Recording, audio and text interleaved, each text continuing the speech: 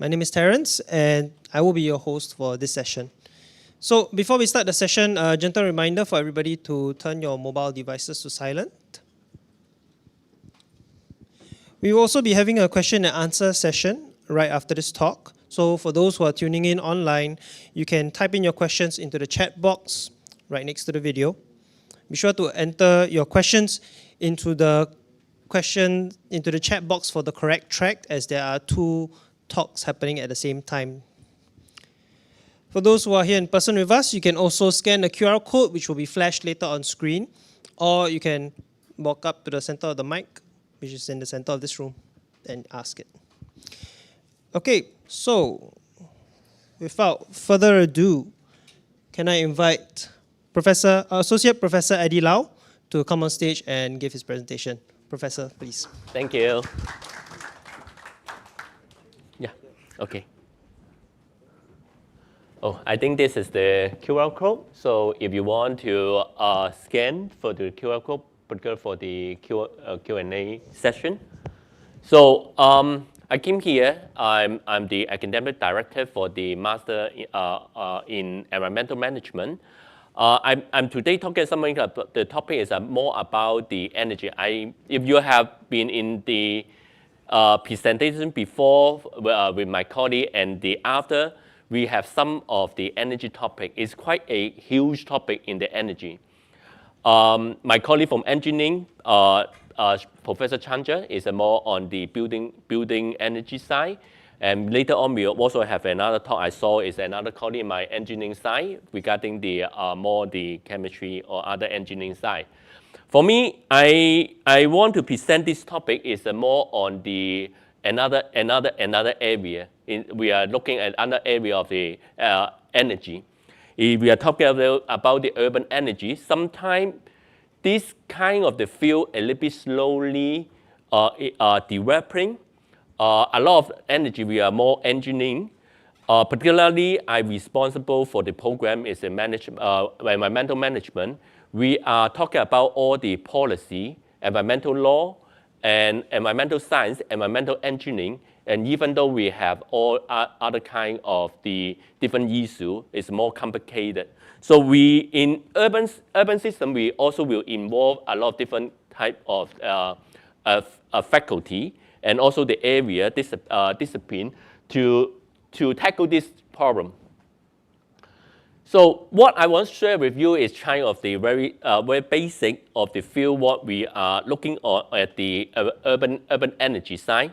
Well, I just picked on about urban energy as one of the topic because that is one of the huge topic. Certainly, environmental management also involve other waste management. We also will involve other field. So here I talk about what is the urban energy. I will talk about the urban metabolism. What is urban metabolism and why it's important for us. In fact, our city, now if you're talking about the urban metabolism, is very linear. What we call linear metabolism is whatever, if you see a system, if you are coming from the engineering background, you will see that we have input and output. We have something we use, and then we have output. Sometimes this output may be the waste. We become waste. Energy, sometimes we use it, but energy will become a low-grade energy, what we call low-grade energy. Because energy we cannot distort or create. We just can transform the energy from one form of energy to another form of energy. We use it. So like other things like the waste management, we have a lot of the input of the material eventually coming to the waste. This is what we call linear metabolism. Sometimes nowadays we have a lot of discussion is the linear economy. So another term we talk about linear economy. It's very linear. Whatever we have eventually become the waste. So what we are both the idea is more on the biology, the metabolism is in our nature, everything is like a cycle. Particularly, we are in Singapore, we are talking about the zero waste. Is it possible we can use some of the waste for some industry or become a food for other production? It becomes this is what we call circular economy, or here we are talking about early time is what we talk about circular urban metabolism. So that's what kind of study how we can improve our city, whatever the waste management, energy management, how we can try to circulate all these resources to reduce and help our earth, help our environment. This is what we call circular metabolism, or sometimes now hot topic is the circular economy. So you will hear about a lot of the zero waste, zero energy, carbon neutral. All is coming from this movement. Particular focus on the energy, because I also teach an energy topic in my department, is energy in a lot of building. In fact, they consume a lot of the energy, and also generate the greenhouse effect, because we most of the time in our energy use we are use the fossil fuel, so that will also emit the greenhouse gas. GHG is a greenhouse gas. We over-consume a lot of the energy. We cannot recover. It means we emit the greenhouse gas effect, even though our Earth cannot convert back to the recycle it. So we need to look at this problem. We need to redesign the whole engineering system in the urban setting. A lot of time, I also engineer. When I study engineering, a lot of time we talk about engineering is more on the bottom up. We talk about the equipment, how to improve the efficiency of the equipment, how we can improve the energy usage, or something like that. But that's the reason I said now is another layer of the understanding how we can manage the urban level of the energy consumption or usage. We may try to minimize the fossil fuel, or that is not only the engineer, maybe also the policymaker, the lawmaker. They may also can involve to encourage some of the system. They can encourage to reduce the fossil fuel, optimize the efficiency, energy efficiency. We can pick different systems, have a strategy using. Singapore also talking about the hydrogen or other form of the energy, solar energy, and also minimize the energy demands of the building and maximize the efficiency of energy supply. I think the principle is very similar to what I'm not sure Professor Chandra may also share with you. Reduce the consumption, increase the generation, renewable generation. But on city level, how we can do that? In city level, sometimes we are not talking about only the technology. We also need to talk about the city planning, mobility, how the transportation system can decide to reduce the energy. So you have shorter distance from your home to your workplace, so reduce the energy consumption, because transportation energy also is one of the big topics. So it also depends on climate, because Singapore certainly we use a lot of aircon, access of water, and we also have other considerations as well as that industrial use, policy, governance, and economic factor. Whatever we are talking about sustainability, we have three pillars: environmental sustainability, economic sustainability, and social sustainability. So that's what the three pillars support this the sustainability. Even though you have good technology, economic not sustainable, or social not sustainable, you may not be able to successfully push this sustainability measure. So there's some of the factors will affect what the sustainability and also the urban energy metabolism movement. I'm showing here is a tour of the countries, so some of the case, so that let you know how the movement of the urban energy. I think it's quite, I show some of the good case, certainly in my class also have some of the learning from some of the more weak case. Germany is one of the major, that is so Germany is one of the country, they are moving toward a dominated by the renewable energy. They have very strong policy and also the system, particularly later on what we call energy witty. windy is a general, this policy or this system can help to move the country towards to more sustainability using more renewable energy. So what you see at this data up to around 2017, so you can see they, in fact, in Germany, you may know that Germany produces a lot of car. Their car industry, vehicle industry is very significant. Other industry is very also successful. So they consume a lot of energy, but how they can move toward to more sustainability, more renewable energy. They also have the trend to reduce the nuclear energy, even though it's non-fossil fuel energy. Be careful of that. Some countries claim that they are not using the non-fossil fuel energy. Doesn't mean that they are using all the renewable energy. They may use the nuclear energy. So they also try to decrease the nuclear energy, use more renewable energy. They encourage all the people to use the renewable energy, install the solar panel in their house. They have some scheme to help them to save the money, so that there's an incentive. They have some incentive for them to encourage them to use the solar energy, other energy consumption. So only 3 years from this is data from 2014 to 17, they dramatically increase the renewable energy and also reduce the energy consumption to achieve a more and more use more and more renewable energy, reduce the greenhouse gas effect, gas emission. They become the second highest solar capacity worldwide. They use a lot of solar energy. Certainly, now a lot of countries is trying to follow. India maybe want to become the solar country. China also have a lot of the solar farm. So now it's moving. In Singapore, we also have using the water surface floating PV, not only the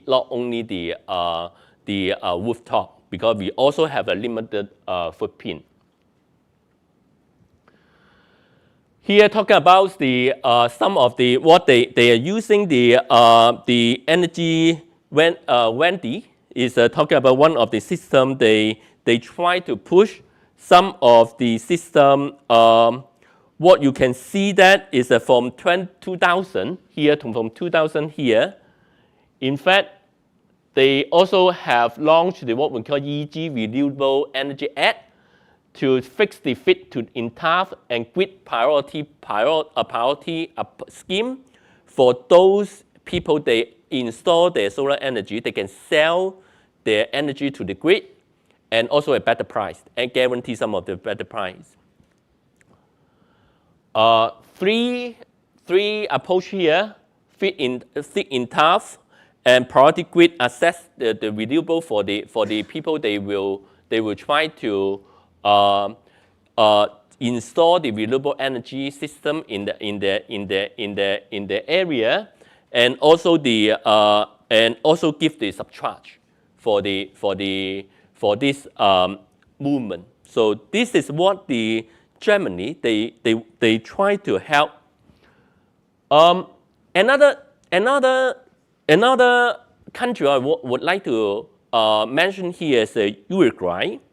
Is one of the country, in fact, at the very beginning, they even need to have to buy the energy from the adjacent city, and they have large import of the oil, the fossil fuel energy oil, but they in fact they have a lot of the natural resources, particularly hydropower. Hydropower is very powerful.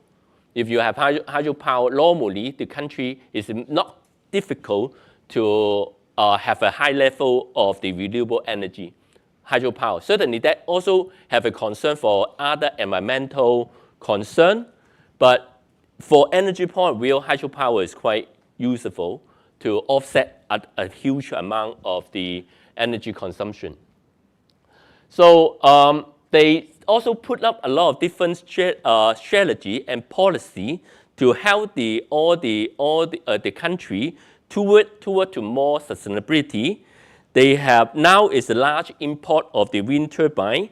Their renewable energy electricity more over 90%. The reason though sometimes you have exceed amount of the renewable energy sell back to Argentina. So that is what they try to do. They are doing. They will reduce the oil price fluctuation because now they can have a self-sufficiency of the energy. They use certainly the hydropower. Now is less dependent on the foreign import.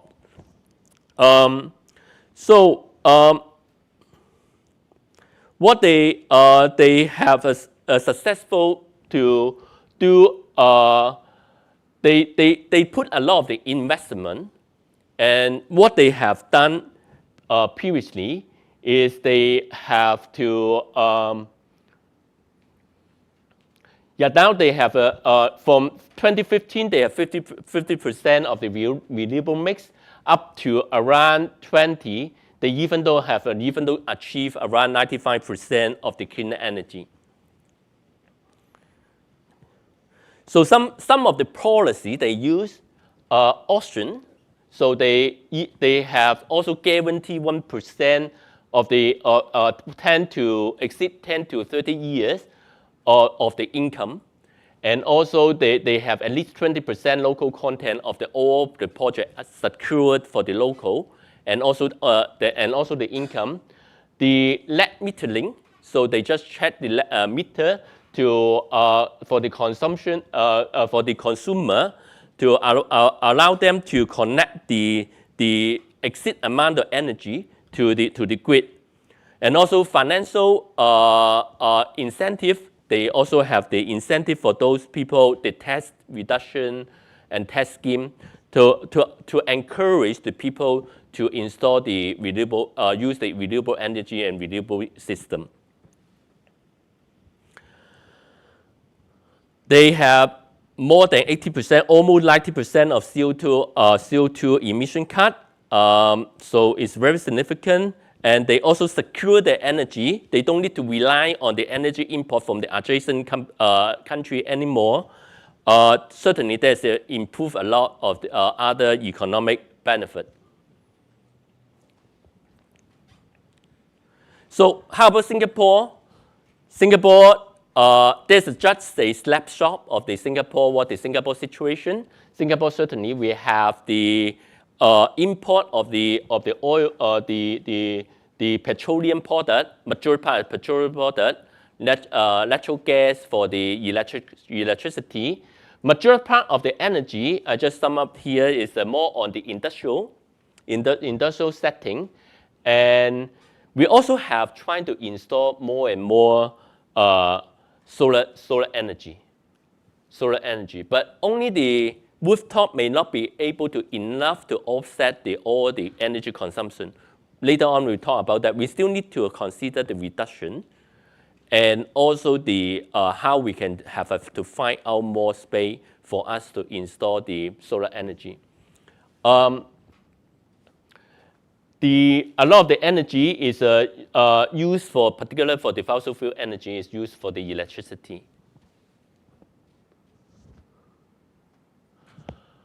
The strategy in Singapore right now, what we use to promote the competitive market. So we still have a different company. They will also provide the renewable solution, so they're more competitive rather than incentive.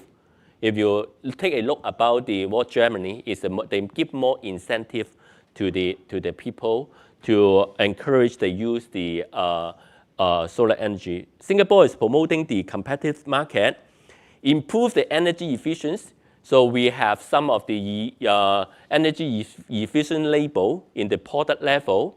We have, later on we'll talk about, we also have a green building scheme to improve the building energy efficiency, builds energy industry, and also invest in the R&D. Certainly, a lot of colleagues you come here also talk about the energy, because we're all doing the energy research.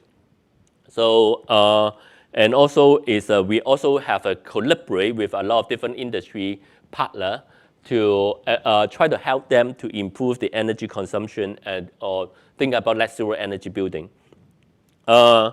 In international collaboration, so we have different, in Singapore, we also collaborate with Australia or other countries, see whether we have any energy collaboration. So we also have the whole government approach. We try to align with different government agents to see this problem.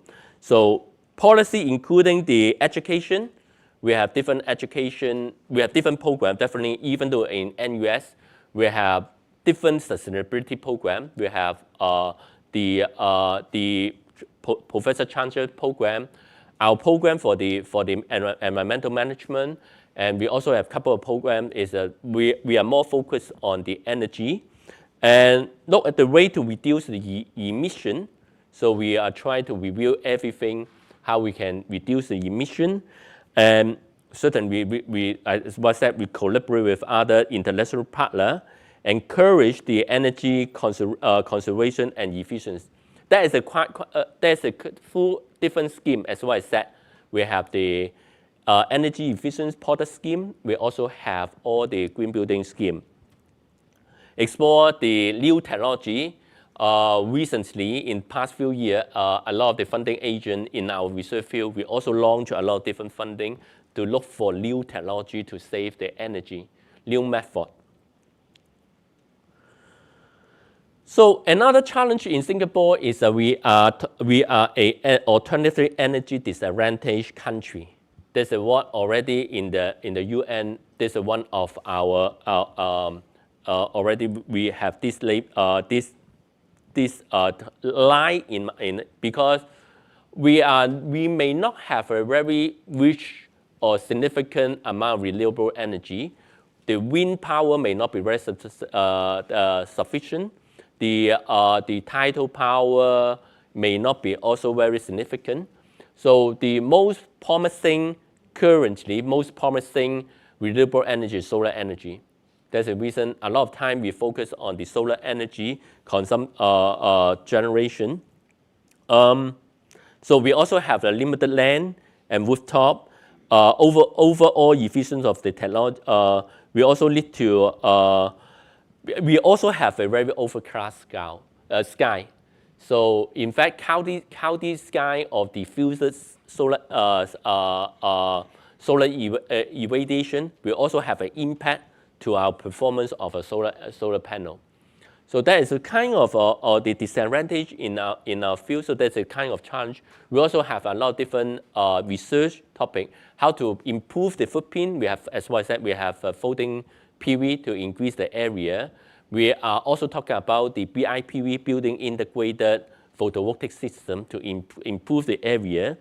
And we also think about some other third generations PV system, see whether we can also collect more solar energy from the overcrowded sky.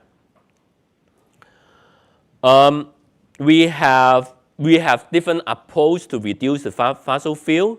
As I said, transportation planning is one of the area. How we can increase the energy efficiency. In the urban planning side, I'm coming from the Department of Architecture. My colleague in the urban planning side, we're also interested in how we can improve the mobility, how we can also shorten the distance from your workplace to home, whether the work from home is one of the strategy. And also, we also have different energy tagging, as well as that energy efficient product scheme to reduce the energy consumption. Green building scheme, as I said, and even though more bigger in Singapore, we develop is a more eco town. So you can see some of the HDB or town design. We start to think about that, how we can improve the energy consumption. That's what the way now we're thinking about another level. Not only is the energy a product level or building level, we also take a look about the community level and urban level of the energy consumption. I already covered some of this line of the strategy. We also have, we said is a power plant. We are talking about more energy, environmental friendly power plant, high efficiency, using neutral electrical gas to reduce the greenhouse gas effect. We are talking about using the household, we use the high efficiency energy product. We are talking about building, we use the green mark as a strategy. We talk about transportation. We also talk about industry. We also have some scheme to help the industry to reduce their energy energy consumption. What's next?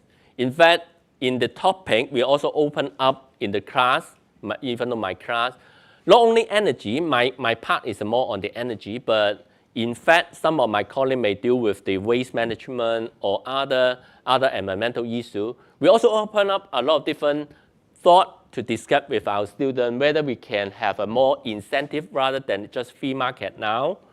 We are talking about open up whether the electrical market, how we can improve the electrical market, because you know that you can opt in or opt out the, some of the different electrical utility. They may use different portion of renewable energy. So we also have this discussion and we even the research in my team. So diversity of energy mix, how we can mix the different form of energy and source of energy, and more energy with less CO2. How we may use hydrogen now, investigating using the hydrogen, but how we can have a green hydrogen.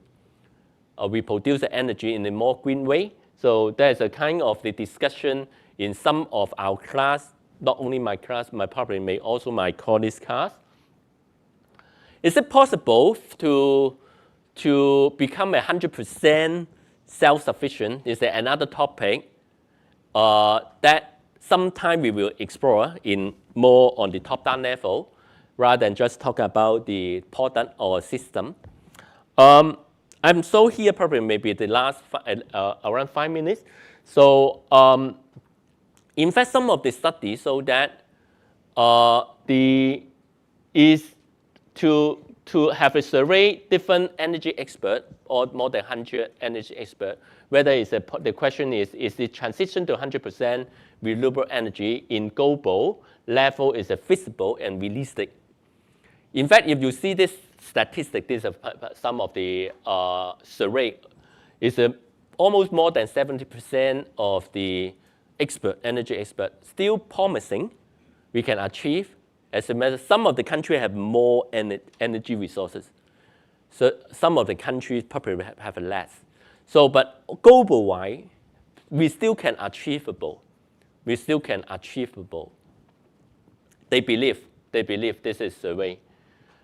Another website, if you find this link of the website, so they also can how we can deal with it, how much the energy from the solar panel, from the concentrated solar plant, or even the wind offshore or onshore wind energy, in order to achieve the energy sufficiency in global consideration. There's certainly still have a long way to go, even though that's what the vision, this is a kind of a vision to do that. Having said that, remember that we still to do the reduction. I always say that even the waste management, recycle is not the first consideration, first priority. Reduction is the first priority. We cannot suffer from growing amount of waste and also the energy demand. So we are trying hard to reduce the recycle all the way, but if the waste production and energy consumption still increasing, in fact, we cannot offset. So the reduction is still the key, but we also need to find a way for energy side to think about how to generate more electricity. In Singapore, there's also a vision. They also have divided into different countries in this investigation. They also including we may have to use more solar energy mix, and we also need to reduce very significant of the energy consumption.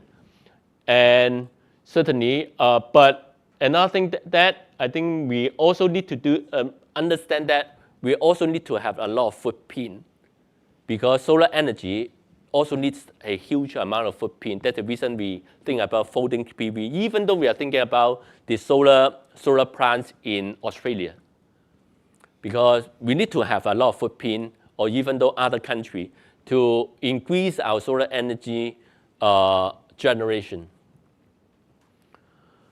India, certainly, they don't need to have significant footprint. They already huge land, so they also they are targeting for the solar plant, more solar plant, solar country in India. And they also need to have very significant job of the energy consumption to achieve it. So it's not an easy task, but in fact, we also have some of the roadmap how we can try to achieve it. China, our student is coming from China. That's the reason I also collect some of the data from the China, also including the solar, wind. They have more resources: wind, solar, hydropower, geothermal energy. So they have more mix of the energy resources to achieve the self-sufficiency of the energy. In fact, the roadmap in how to achieve this one is not painless. We still have suffered a lot of challenge. How to electrify it, all the system, including your vehicle. Now you know that in Singapore we're also moving to the EV, electrical vehicle. But we also need to find the green electricity for the electrical vehicle. Otherwise, they're still using the fossil fuel to generate electricity. So but that's the point. We need to change the electricity, but we also need to increase the green electricity. It is a both way. We cannot increase the electricity generation, renewable generation, but we don't have electrical vehicle. So they are not using. So just idling. So that is a both side we need to have to balance. That is a very interesting topic too. The policy, the strategy, how we can move in this direction. And we also have the fact for the renewable capacity. Now still is a very small amount of the energy coming from the renewable energy. How we can increase this portion of renewable energy more significantly in next decade or two. Energy storage is another big topic. Even though Singapore is now investigating, we may not have a very significant energy storage. It means once you generate, you need to consume it. Otherwise, we cannot store, even though we can build very significant of. So that is another topic, how we can store the energy. Economic challenge, so how we can finance this movement. Another topic, another program in NUS, Green Finance, how we can finance this movement. So that is what also is interesting topic. Political challenge. So that is what the policy. So how we can also design or try to understand the policy to encourage the movement of the sustainability and energy generation. Come up with almost the last question here. In fact, my first question for this session is talking about the scientists, energy experts say around 70% of the experts say is agree or strongly agree. So for the renewable energy can up to the global level. Another second question is asked is what will be the share of the global renewable final energy consumption by 2050? They tune down a little bit, so most of they think may not be able to achieve 100% from current movement. We still need to push very hard. Otherwise, we may not be able to achieve what our target for the self-sufficiency. So probably maybe what they believe is around the middle point is around maybe half. Hopefully we can half before the 2050. but certainly we want to even go further. Because if we want to have to reduce, there's a lot of climate change issue. We need to reduce the energy consumption. Yeah. So that's all my part. So I can open up the floor for the Q&A. Yeah. So let's start with the Q&A session. As mentioned, there is the QR code flash on screen. So if you would like to type in your questions, you can be able to do so. Otherwise, you can just approach the mic in the middle of the room.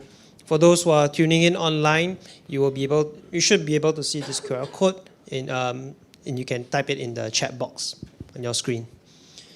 Okay, so is there any questions on the floor? Okay, maybe not. Then let's go to online question. What is the difference between the MEM program and a Master in Energy Systems? I represent the MEM, Master in Environmental Management. The Environmental Master MEM, what we call MEM, is more than 20 years. I think that we established in 2000. In fact, 2000. Our first cohort is around 2001. So more than 20 years. When we set up the MEM, we already think about we need to have multi-discipline. We need to tackle the multidisciplinary problem. When I take over the MEM, at that time we have 9 faculty joined together for the MEM program. It's not hosted by single faculty. Currently we have 5 faculty. We have the main faculty to manage our PMC. We have business school, we have law school, we have LKY public policy, we have the Faculty of Science, and our College of Design Environment. We have 5 faculty work together to design this and design and manage this program. We ensure that we want the student to be able to tackle the more complicated issue, including the policy law, also the engineering side, science side, and even the policy. So that is a more complicated problem. I cannot represent the MSc in environmental system, but I know it's coming from another department. It's previously under the engineering side. So they will more focus on the energy system, if I'm correct. Yeah. Okay. So let's move on to the next question. How much focus will the Masters in Environmental Management course have on microbial sources of energy and energy from biomass? Will this program suit somebody who has graduated with a degree in biotechnology? It very depends on what your career objective. If you are very focused on the biotechnology, certainly we also have other master program, is my understanding. As well as that, the MEM program is focused on more overview and more complicated problem. So we have 5 core. Now we have 5 core courses. It means essential courses. It's covering the environmental law, environmental economic and policy, covering the built environment, and covering the environmental science, and also the environmental law. So it's a kind of this 5 is essential. So the student need to go through all the 5 core essential module. But we still give the room for the student to have more specialists. So they have the elective. We also have the elective course. 3, if I'm correct, it's a 3 elective course. Student can also enroll some of more special environmental course, so they can all dive into more in depth for the, say for example, if this audience who want to dive in for more on the biotechnology or biomass in energy, we also have some course they can take as the elective. But if you say you want to very focus on the biotechnology and biomass, certainly we also have other MSc. So that is very depends on the focus. Yeah. Okay, thank you, Professor. Can I ask if there's any questions from the floor? Okay, no problem. Okay. So let's move on. What are the career prospects for graduates from this program? Um, I would say that some of my I think major part of what I know my graduate is say join the green finance, part of them join green finance, ESG officer for some of the corporation. Some of them some of our alumni set up their organization for animal, for some of the other environmental issue. A few of them last year, I think one of the student is also continue his a study, find to got a scholarship in Cambridge to pursue his PhD study. Some another major part of students will go back to their original professional. Say for example, the science. We also have quite a number of the students coming from the government agent in Singapore, Korea, Japan, Hong Kong. So they may go back to their position, but they have a different view of the problem because we train them is that they can walk through the whole picture of the policy, law, science. So they will have different toolbox for them to tackle the problem. Yeah. Okay. So maybe we can move on to the next question. Is the course open to applicants without a related background in environmental management? In fact, we accept different discipline. As well as that, we are multidiscipline. We are not focused on the business school student. We are not focused on the science student. We are not focused just admit the engineering student. We accept different background. Even though I don't think we have a lot of the program talking about undergraduate in environmental management. But it will be better, we prefer if certainly we also accept the fresh grad if they have good results. But if those candidates, they will have some of the relevant working experience, even better. Yeah. Yeah. I hope it answers your question. Yeah. Okay. So considering to make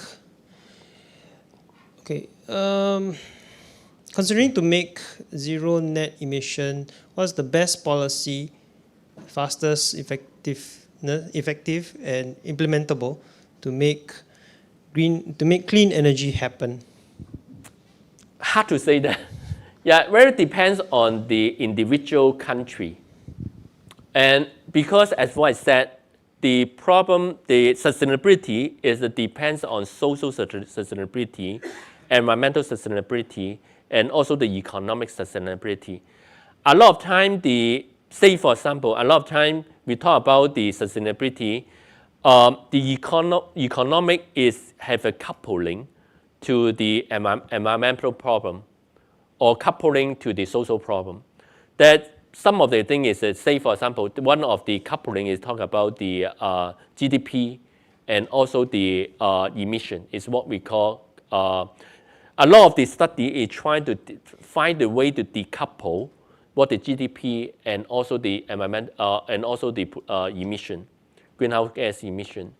So we may not have a single silver bullet to say every country you use this scheme, you will solve the issue. It's a matter of how we can tackle this problem in our circumstances. So that's the reason Singapore, the strategy may be different from what the strategy in Germany, in other countries. So we also need to think about our resources, our economy, and other things. So that, I hope, I may not be able to answer this question here, but that's a very, very interesting discussion, particularly in our class. Okay, so is there any questions from the floor? Oh, what are you for? Okay. Okay, So maybe we can answer this question. What are you as the program director looking for in applicants? Okay, so I feel certainly meet some requirement, what our admission requirement, but that is what the basic, what I said is you have good degree, you have good results, you have some relevant background, whatever, undergraduate, or your working experience. But a lot of time when I go to interview or talk to this candidate or applicant, I want to see they have such kind of passion to this field, climate change or environmental field. I can see a lot of the energy from my students. They are very passionate to protect our earth and environment. So that is not easy. Sometimes it's not easy. So we need to have such kind of passion to for our home, what we call home, our earth, our country, and all our environment. Yeah. Okay. So what are some of the possible strategies to tackle and overcome challenges which you have listed, such as electrification, storage? The I think certainly the electrification is kind of the policy. We need to control and monitor what the EV and also find a way to balance the renewable energy consumption. We cannot have a move to EV so fast and we consume more electricity because currently the efficiency for the generated electricity is still not very high. So using the fossil fuel, I mean. So we also need to increase the green energy production. But we also need to find a way to the technology. Particularly, we are talking about those kind of the storage. And currently, the bottleneck also is I think some of them is in the technology side for how we can develop a more environmental friendly and no cost energy storage. And probably some of my colleagues later on probably can also address this issue. And also how we can produce more efficient power generation in whatever renewable energy, or even though it's currently using the natural gas. I know Singapore also moving to a new plant that can mix with the hydrogen and natural gas So we're also hoping to have more technology. We can reduce the greenhouse gas effect using more green energy mix. So that is what the technology and policy, I think that is the two key points we need to particular focus on how we can do that. Yeah. Okay. Maybe we'll have about 2 more questions before we wrap up this session. So if you haven't scanned the QR code, please do so, or you can approach the mic in the middle of the room. Otherwise, if you're tuning in online, you can just key in your questions to the chat box. No question?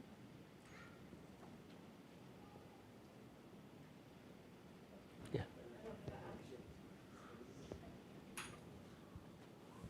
Sorry, actually I sent through this QR code, but it may not show on the screen. So yeah, thank you for the presentation. And so my question is, what is the advantage of Singapore in developing the energy systems, especially compared with China or Japan? And like some research advances or some specific directions Singapore is investigating? I think particularly, our focus in NUS, I think is one of major focus is the solar energy. Okay. If you know that, you check our NUS, yes. We have one of the research center called Solar Energy Research in Singapore, what we call SERIS, SERIS, is SERIS. It's one of the largest research center all over the world for the solar energy research. So we do a lot of the investment and research on that. We can improve a lot of the solar energy production and also the product, whatever product level, or even though it's the application level. I also talk with them because I'm coming from the architecture background, even though how to apply in building, on the road, on the MRT, or even though on the bus, on the bus stop. So everywhere we are trying to study what kind of technology can use it.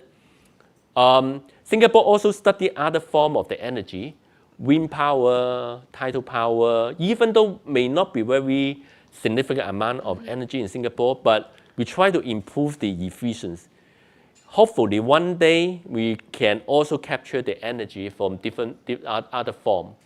I see. Yeah. I see that on the top of many NUS buildings, there are the solar panel. Even though we can also export our experience and also the technology to other countries.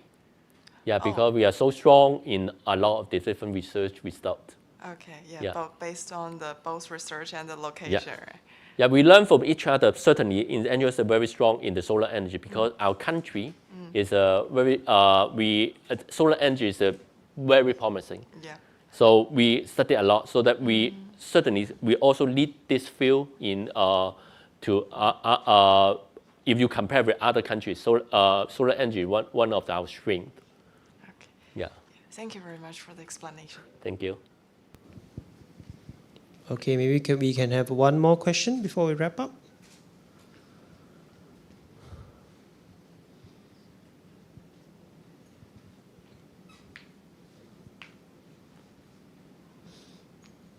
Do we have any more questions from on the online?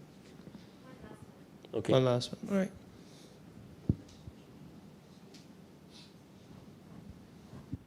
Come on.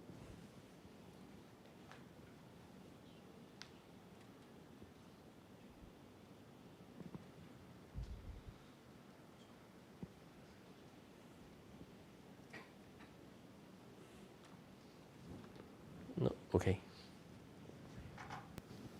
What distinctive edge does MEM have over the rest of the programs in the region? MEM. So we are more on the regional focus. If you heard about that, our MEM have a major revamp from this academic year. So we revamped the whole program. So over the 20 years, so we're already very successful. But we've also find we have room to improve, particularly the market, and also all the student career also changed. So we particularly focus on the demand of what is Singapore. We start from Singapore. As I said, we have the Industrial 4.0, green economy, digital economy. We also think about that this is what the demand in Singapore. Green certainly one of our area. We also take dive in a bit deep. What is a green economy? What is a green we need to cover? So we particularly design this program. And then we take a look about the region. Our region certainly half of the population in over the world in Asia region, or even though South Asia region is very patterned. So what kind of the content we want to cover in this region, and then we even though see all the world other program. Our program start with collaboration with Yale University. Yale have another MEM program, and also Duke University. So we also take a look, discuss with them, and take a look about what is their strength and what their area, so that we also study some of the another sustainability program from Cambridge. So how we can try to think about the movement of the demand of these different in the field, so that we come up with revamp this program. That's what kind of the strength. We are more regional focus, and on our problem. That's the reason we talk about complexity. If you think about MEM in other European or the American university, they may not have such kind of the problem, very complexity. So environmental issue, energy issue, or something like that. We are tackling this type of problem. Okay, so with that question, that concludes our session. Let's give Professor Lau a round of applause. Thank you for your presentation. Okay.